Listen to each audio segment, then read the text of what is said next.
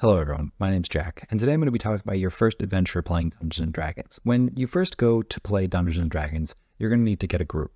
And when you look for that group, maybe you have friends who are ready to play who are just as eager as you. Or maybe you're going to have to convince them. And when you have to convince them, you're going to have to explain what Dungeons & Dragons is to them. And explaining Dungeons & Dragons is a very difficult task. When you try to eventually explain D&D to your friends, it's not going to be a good explanation. It can't be a good explanation because you have never played it, presumably. Explaining Dungeons & Dragons is hard for even someone like me who's been playing for quite some time. I often find myself just explaining it as a game where you can do anything and be anyone. But that doesn't really do it justice, as you can't be a sci-fi cyborg without some serious bending of the original rules. When you finally do convince them with or without your terrible explanation, you all begin looking forward to your first session. The DM of your group, hopefully you, will be prepping and planning for what this adventure is going to be. And the players probably aren't even thinking about the game, but that's okay because they don't know what to think about at this point. They don't know what to expect. But you, as the DM, should be prepping a small but self-contained adventure. And when you finally do get to the table, it is going to be an extremely fun event. That doesn't mean that it's going to be D&D. It's not going to be D&D by the rules, that's for sure. But when you do get to the table, it is going to be extremely fun. And why do I say it's not going to be D&D or D&D by the rules? That's because when you start playing, you and your friends aren't going to have a complete understanding of the rules. Most people don't have a complete understanding of the rules, even after years of playing. But you're still going to have fun. And I don't think you should worry about what the rules are and get bogged down in them before you start playing. I think you should just get to the table and begin playing, because even if you do eventually find out that you've been using your actions wrong, or maybe you created your characters wrong, if you like the way that you did it, that's just called homebrew. When I first started playing Dungeons & Dragons, it was when I was much younger and I had convinced my two friends, Jonathan and Joe, to come to my house on a Friday night to play D&D. I told them to come prepared to do anything they wanted, but really what I was preparing was a short and simple goblin encounter. But back then I was very young and naive, so I thought that they would just look for the nearest fight and go and do it. I also thought that my ability to direct them to that fight would be much better. Unfortunately, it was not. When I look back on my prep for that night, I realized that all I had done was created the vague idea of a dwarven fortress deep in the mountain and a pounding snowstorm that forces my two friends into the dwarven fortress. Once they enter the dwarven fortress, I knew that there was going to be a goblin fight deep in the mines, but I had no idea how I would convince my friends to go there or how they would even learn about these goblins. So, when the game night came around, my friends showed up and we got to creating characters. Back then we didn't have rule books and we had very limited access to the internet. So I got onto my parents' computer and we Googled how to make D&D characters. Eventually, after some back and forth, my friends came up with having the idea of 2 orc characters. Not half orc, just orc. We really weren't going by the rules or anything. We were just playing it how we wanted. When they finally got done creating their characters, which were barely D&D characters, they had no real stats, no inventory, no weapons, really just 2 orcs that they said were brothers and that they were travelers. The first part of my plan worked out perfectly fine. The snowstorm forced them into the dwarven fortress and they began looking around. Eventually they got bored and asked the nearest guard for where the tavern was, and he directed them to a tavern that I had not prepared, but I gave them some directions that I just came up with off the top of my head and they went along their way. When they got to the tavern, they asked the barkeep if they could have some drinks.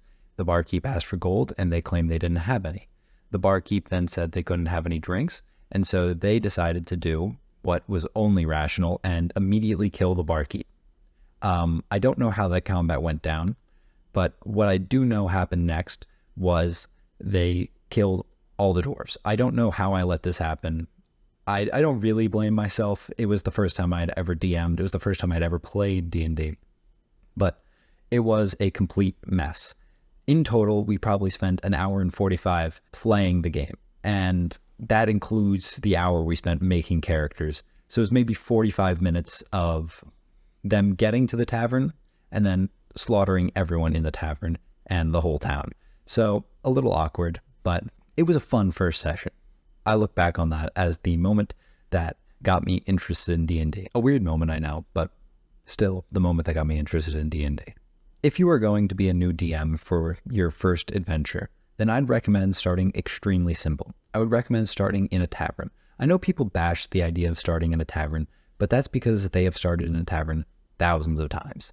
The first time you play, your friends will think it's a novelty and that it's cool. And I would also recommend going with a very simple adventure idea, such as goblins attacking.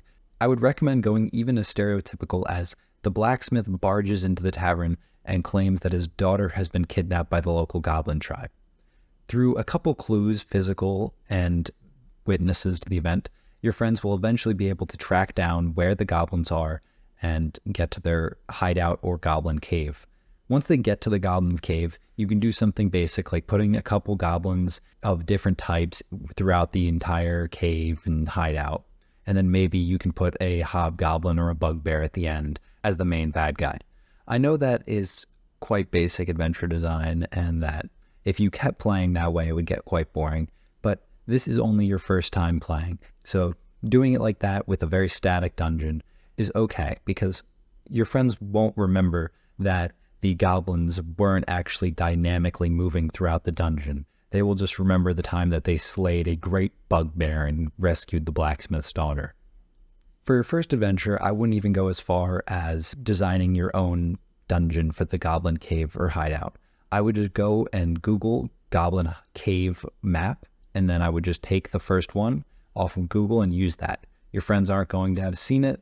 It's not that big of a deal. And since you don't know how to design a dungeon yet, taking one right off of Google is a perfectly acceptable way to do it. If it's your first time playing Dungeons & Dragons, I'd recommend looking for a more experienced DM. You can possibly find a teacher, an older sibling, or an older friend who maybe has some experience playing Dungeons & Dragons and be willing to DM for you. The benefit of having a experienced DM is that they know how the game works and they have some experience with playing the game that allows them to draw from that and make cool adventures that you would otherwise not have thought of. Several months after my first time playing Dungeons & Dragons, a couple friends and I were tossing around the idea of starting a Dungeons & Dragons club at our school. We approached the nerdiest teacher that we knew and asked him if he'd be willing to help us with the process of setting up the club. Not only was he willing to help us set up the club, he was actually enthusiastic to DM. We didn't know before this that he played D&D, but we just thought that he might be able to help us set up the club. We quickly learned that he had been playing D&D for many years. He was not only a great DM because of his experience, but because he knew us as people and knew what we would like. He ran many different one-shot and episodic campaigns with us over the next couple of years. One of the more memorable ones was a series of sessions where we got to fight in a gladiatorial arena against many different, unique, and interesting opponents. I remember the final battle being this huge twist event where the party actually had to turn on each other and fight.